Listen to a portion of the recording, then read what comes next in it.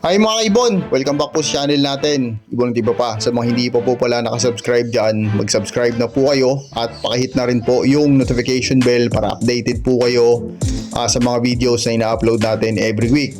At pakifollow na rin po pala yung FB page natin kasi nga po dun tayo namimigay lang ng ibon. Pag naisipan natin mamimigay tayo ng ibon dun o namimigay tayo ng ibon dun at may mga update dun po natin pinupost sa FB page natin.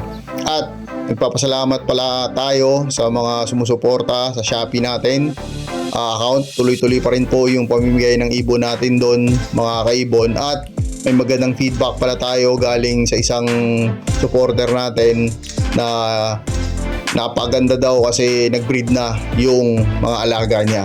Maraming salamat po sa suporta nyo mga kaibon. At syempre ngayong week may magandang topic tayo kasi 'di ba papasok na talaga breeding season na, tag-ulan na, season na talaga sa pagbe-breed ng ibon. At may nakita tayong video online na nagsasabi po na pangit daw gamitin yung easy type na cage. Ang sukat nun is 15 by 24. Tatalakayin natin yun mga kaibon kung pangit nga ba talaga. At may isang trivia tayo sa inyo mga kaibon.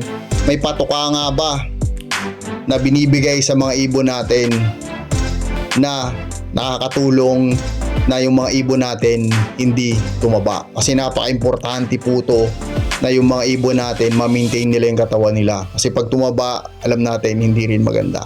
Okay mga kaibon, pero syempre bago natin i-discuss yung napagandang topic natin ngayong this week, magsa-shoutout muna tayo sa mga solid supporter natin, sa mga sumusuporta. Maraming salamat po.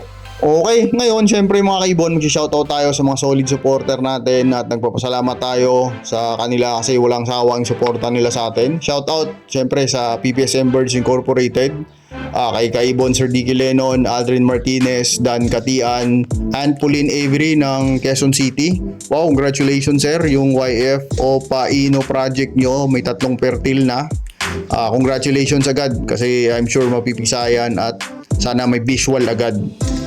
Kay Kaibon Silverio Magbanwa, Kelly Sarmiento ng Pampanga, Angelo Villena ng Cabanatuan, Jobert Casal JTV, Opaline Dilute, Lugarto Matic ng Novaliches, Quezon City, Elmer Sinidosa ng Binangonan, Rizal. Mabuhay kayo dyan mga taga Binangonan.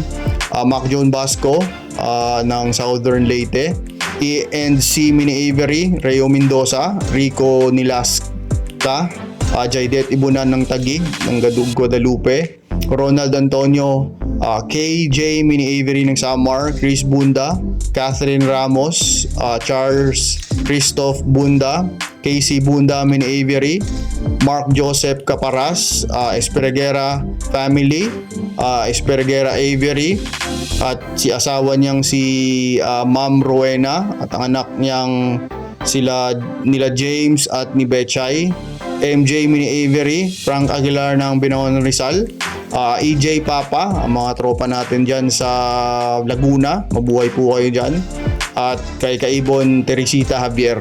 Maraming salamat po sa suporta nyo mga kaibon. God bless po sa inyo. Okay, ngayon syempre mga kaibon, pag-uusapan na natin yung napakagandang topic natin mga kaibon. Kaya gaya nga ng sinabi ko kanina, papunta na tayo sa breeding season na talaga kasi maganda yung panahon, malamig at maganda talaga mag-breed mga kaibon. Okay, nakita lang natin to yung comment na to online at ito yung magiging topic natin ngayon. Sabi daw doon is pangit daw gamitin yung AC type na cage pag nag-breed. Ang sukat nga nun ng AC type na yun mga kaibon is 15 by 24 po yun yung sukat nun ng AC type na yun mga kaibon. Kaya talakayin natin nga mga kaibon to kung pangit nga ba talaga at paano nila nasabi na pangit, napatunayan ba nila o nagamit ba nila, bakit nila nasabing pangit. Okay mga kaibon, ngayon simulan na natin mga kaibon. Di ba mga kaibon, noong unang panahon galing tayong QC tayo mga kaibon. Ang gamit ko doon mga kaibon, ang gamit natin doon na breeding cage, ang sukat po noon is malaki, 17 by 30. Yun po yung double cage yan tinatawag nila, 710 by 13 sukat nun mga kaibon. Yun pong gamit natin doon sa QC. At yung nest box na ginagamit doon, yung sukat nun is 8 by 8 by 10. Tapos bandang huli in-upgrade nila na 10 by 10 kasi sa labas na nila nilalagay. Maganda naman talaga yung cage na yon mga kaibon, yung sukat na yon, kasi syempre nakakalipad, nakakagalaw yung mga ibon. Maganda kasi nga spacious, di ba? May lilipad-liparan sila mga kaibon. Nasubukan na natin yon mga kaibon. Okay naman siya mga kaibon sa experience natin, kasi hindi naman tayo makakasabi na maganda o pangit if hindi natin na-experience. Sa mga newbie dyan na gusto magsimula, para sa inyo to mga videong to, o para sa inyo yung video na to, kasi alam ko nag-iisip kayo kung ano ang cage na gagamitin nyo, kung ano yung sukat ng cage na gagamitin nyo. Okay? Fast forward natin mga kaibon, lumipat tayo dito sa San Jose del Monte, Bulacan. Yung space natin dito hindi naman gaano kalaki, limited lang mga kaibon. Kaya nag-decide tayo para makapaglagay tayo ng marami pa ring cage, nagbawas tayo ng sukat ng cage natin. Kaya ginamitan na natin ng AC type. Yun nga po yung 15 by 24. Yun nga po yung sinasabi nilang pangit daw gamitin sa breeding. Okay? Ngayon mga kaibon, for 3 years, kasi grabe bilis ng panahon, 3 taon na pala kami dito sa San Jose del Monte, Bulacan. 3 years na pala tayo nagbe-breeding din dito sa San Jose del Monte, Bulacan. Nung nagsimula tayo dito mga kaibon, siyempre dahan-dahan din nating binenta yung mga lumang cage natin, tapos nagpapalit tayo ng mga bago. Yung pinalit nga natin mga kaibon, yun nga po yung AC type. Okay?